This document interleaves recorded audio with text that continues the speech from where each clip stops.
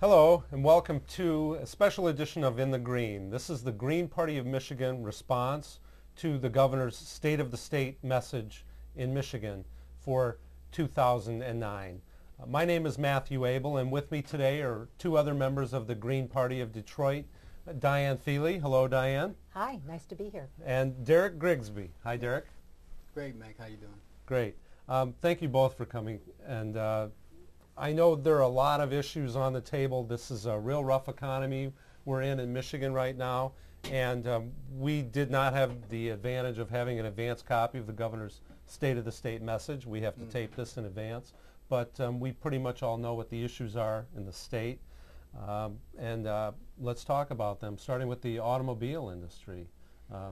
Diane, Derek, who wants to?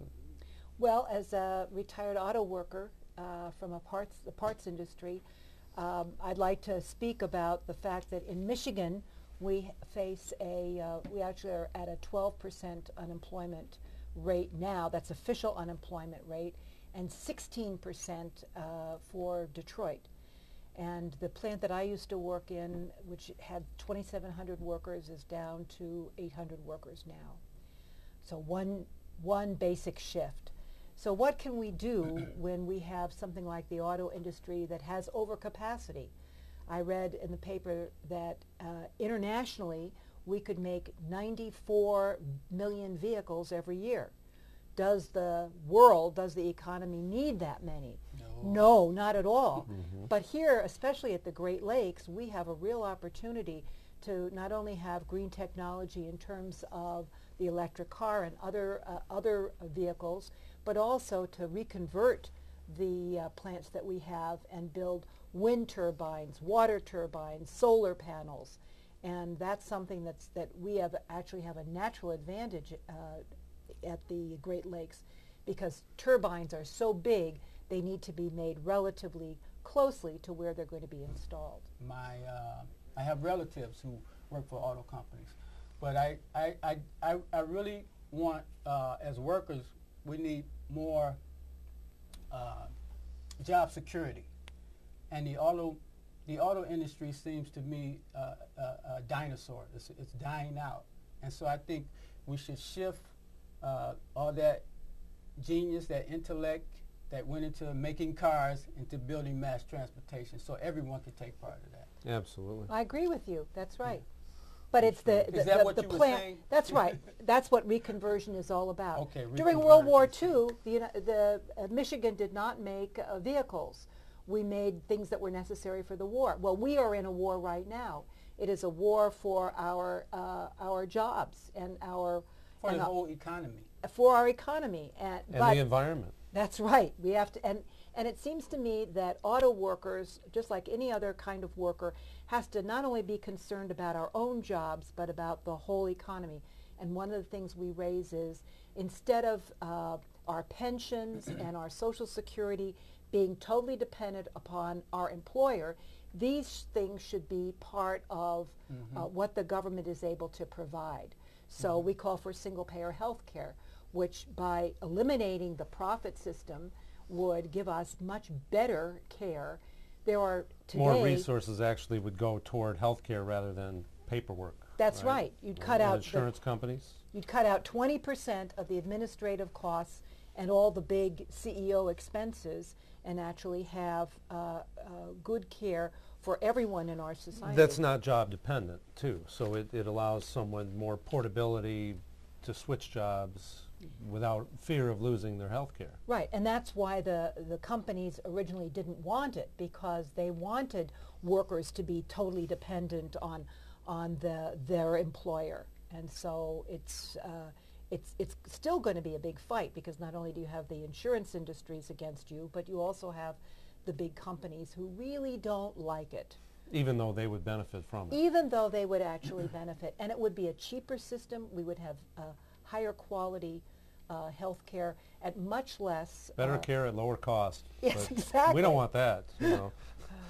Gee. But it's got to be done as a single-payer health care system that a lot of people can understand when you say, well, it's like Medicare, a Medicare system that would be available to everyone.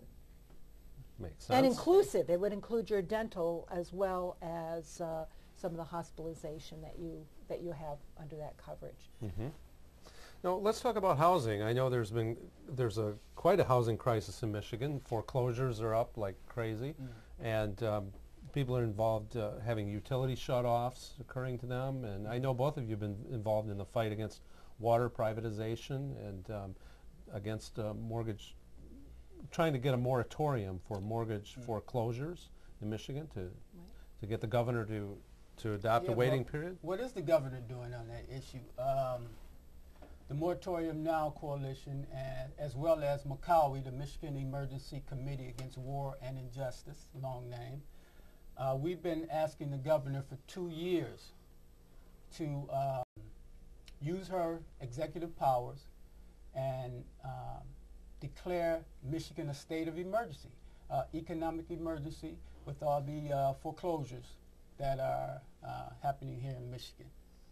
And we've been asking her for 2 years to do this. I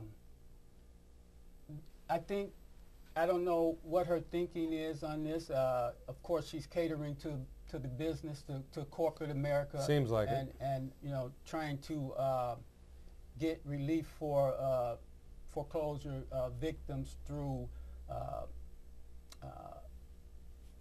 you know, showing them how to better manage their money or whatever. But people have lost their jobs. They don't need advice from counselors, credit counselors.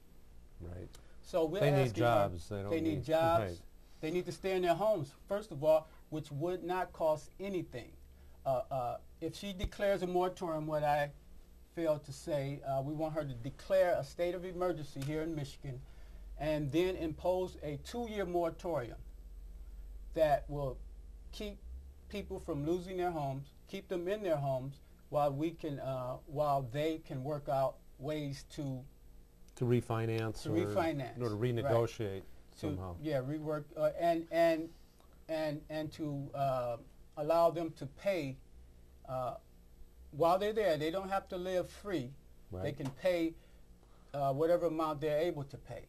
But Strikes me, I think we spoke about this last year in our response to the governor's State of the State message. Apparently she hasn't been watching. So, but we need to keep speaking out. And thank you both for continuing to bring that up. And also this declaration will also not only is for a moratorium on foreclosures, but it's a moratorium on evictions and shutoffs, utility shutoffs. Right. Because they're, I think you were saying before, Diane, people are dying because their utilities are being shut off. And that's, Right. as a civilized society, that just should not be happening. Can't live without heat in this climate. Well, this man in Bay City, Martin Schur, died, 93 years old. They had come and shut off his electricity, and so he simply died from the cold. And this is happens a lot more around water shutoffs, where we have in the Detroit and Highland Park area 30 or 40,000 families that are without water, living without water. Well, it seems to me that as an industrialized society, we should say everyone has the right to a place to live, has the right to utilities, has the right to water, has the right to an education, and has the right to get a job so that we can support ourselves. So these are the human rights, and these are what the government should be doing. I think just a couple of days ago, if not yesterday, the sheriff, Warren Evans of Wayne County, has asked the governor to use her powers to declare a moratorium or impose a moratorium in Michigan. In Wayne County, because that's his jurisdiction. But he's only asking for 6 months.